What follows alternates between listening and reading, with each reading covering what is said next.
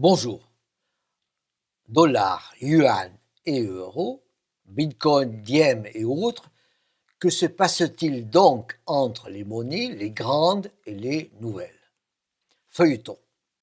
Quoi? Il y aurait maintenant deux sortes de monnaies, les grandes et les nouvelles? Oui.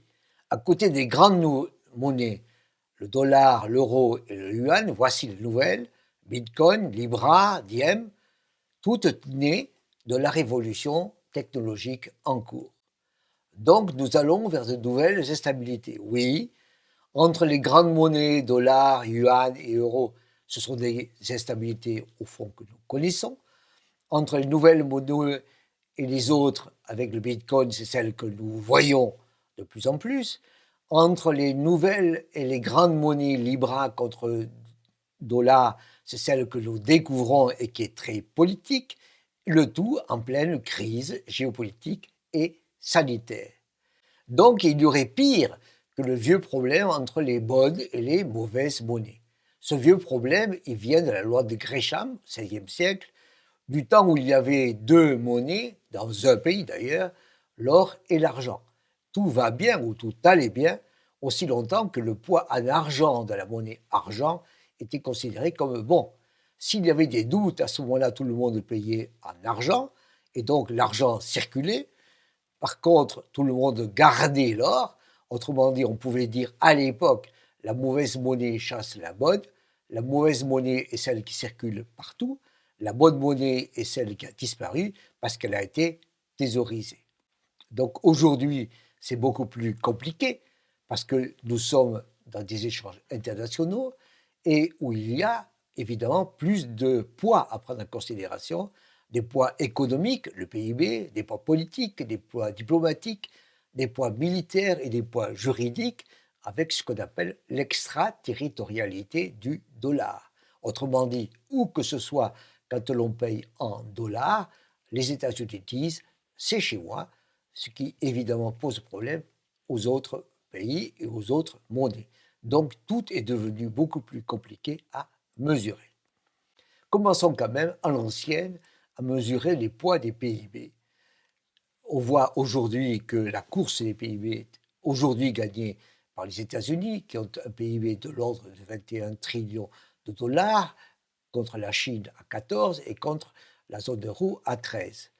On voit, et c'est ça qui a fondamentalement changé la donne, que la zone euro a été plus touchée par la crise du Covid, avec une perte de 6,8%, que les États-Unis ont perdu 3,5% de PIB, alors que la Chine n'a fait que ralentir.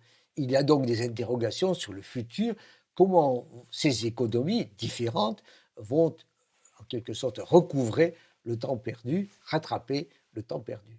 Mais il se trouve en plus que le dollar, qui est la monnaie du plus gros poids économique, est aussi celle qui est la plus échangée. Ça n'est pas une surprise. C'est celle qui représente 87,62% des échanges, dollar contre euro, dollar contre yen, dollar contre yuan. C'est aussi la monnaie qui est la plus gardée. Donc on est la monnaie qui est à la fois la qui circule le plus et qui est la plus conservée, puisqu'elle représente 60% des réserves officielles de change dans le monde, contre l'euro à 20% et très loin derrière le yuan à 2%. Donc on voit bien que tout sera, et tout dépendra en fait, de l'égalité des PIB, croissance comparée, entre les États-Unis et la Chine. Aujourd'hui, ou plutôt hier, on pensait que l'égalité des deux PIB serait en 2040 et donc que dans 20 ans, le PIB chinois rattraperait le PIB américain. Mais tout ceci a été remis en cause par la crise du Covid qui a affecté plus l'économie américaine que l'économie chinoise. Ce qui fait que l'égalité des deux PIB serait plus proche 3 ans, 4 ans, 5 ans, même 10 ans, si l'on a un rattrapage et un forcing de la croissance chinoise autour de 5 et quelques pourcents par rapport aux États-Unis qui iraient à 2 et quelques pourcents. Donc les rapports des grandes monnaies sont essentiels avec et au-delà des PIB. Donc partout, il faut des soutiens des politiques budgétaires et des politiques monétaires. Les politiques budgétaires, ce sont les déficits, et les politiques monétaires, ce sont les soutiens avec les banques centrales qui achètent, pour une bonne part, les dettes officielles de chacun des pays. Tout ceci dépend des objectifs que se donnent les banques centrales.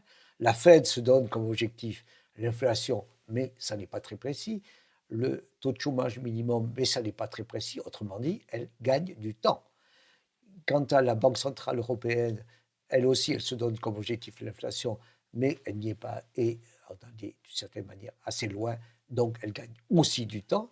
Quant à la Banque centrale chinoise, elle veut répondre aux objectifs du Parti communiste, donc elle a, elle aussi, du temps devant elle. Est-ce que l'on pourrait dire à ce moment-là qu'il n'y a aucune concurrence entre les grandes monnaies? Officiellement, il n'y en a pas. Officiellement, chacune court dans son couloir et avec interdiction d'aller regarder, pas regarder, d'aller faire, d'aller empêcher l'autre de courir. En réalité, ça n'est pas le cas. Et on voit bien que le taux de change de l'euro aujourd'hui, comme par hasard, est celui qu'il avait il y a 20 ans. Autrement dit, on a un euro-dollar qui n'a pratiquement pas bougé sur toute cette période. De la même manière, on a des interrogations entre le yuan et le dollar. On voit bien que ce qui se passe entre la Chine et les États-Unis est regardé de près par les autorités chinoises et les autorités américaines, et que la Chine a arrêté de dévaluer sa monnaie et s'apprête maintenant à la réévaluer, le tout regardé de très près par les États-Unis.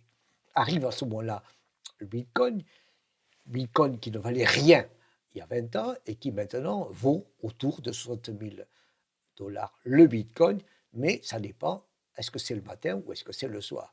Le Bitcoin n'est pas une monnaie parce que c'est un actif extrêmement instable, c'est en fait un actif électronique qui vient d'arriver dans le jeu et qui perturbe le jeu. C'est pour ça qu'arrivent maintenant d'autres monnaies, quelque chose qui est profondément différent, qui est le Libra, qui deviendra Diem. Qu'est-ce que c'est que le Libra? C'est une monnaie proposée par Facebook qui veut surclasser les monnaies traditionnelles, les grandes monnaies, en disant « je suis plus stable que vous, dollars, euros, et je propose à toute personne qui achète des Libras d'avoir un taux de change qui sera, lui, constant et beaucoup plus stable que celui du dollar, de l'euro et du yuan entre eux. Donc je suis meilleur qu'eux.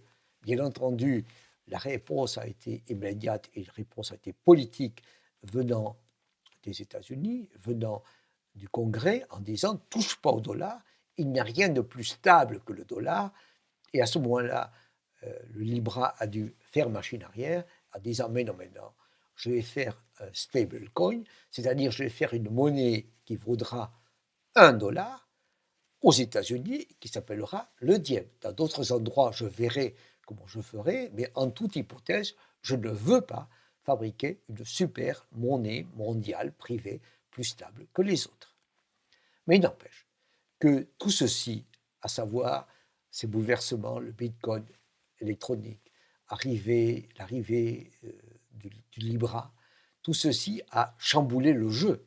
Et tout ceci montre qu'il y a des problèmes politiques entre les monnaies et des problèmes également liés aux croissances, à l'informatique et aussi au problème de l'extraterritorialité du dollar. Donc chacun essaie d'avancer et chacun essayait de faire sa propre monnaie, chacun étant chaque banque centrale avec ce qu'on appelle les monnaies digitales de banque centrale, MDBC. C'est la Chine qui a commencé, ça n'est pas une surprise, chez elle d'abord, et essaie de développer, à mon avis, de plus en plus avec les routes de la soie pour payer en yuan, autrement dit, pour sortir en fait de l'extraterritorialité du dollar. Mais ceci va être suivi sans doute très rapidement par l'Europe, qui va développer le e-euro. Et bien sûr, un jour plus tard, par les États-Unis, qui suivront, mais qui n'aiment pas forcément.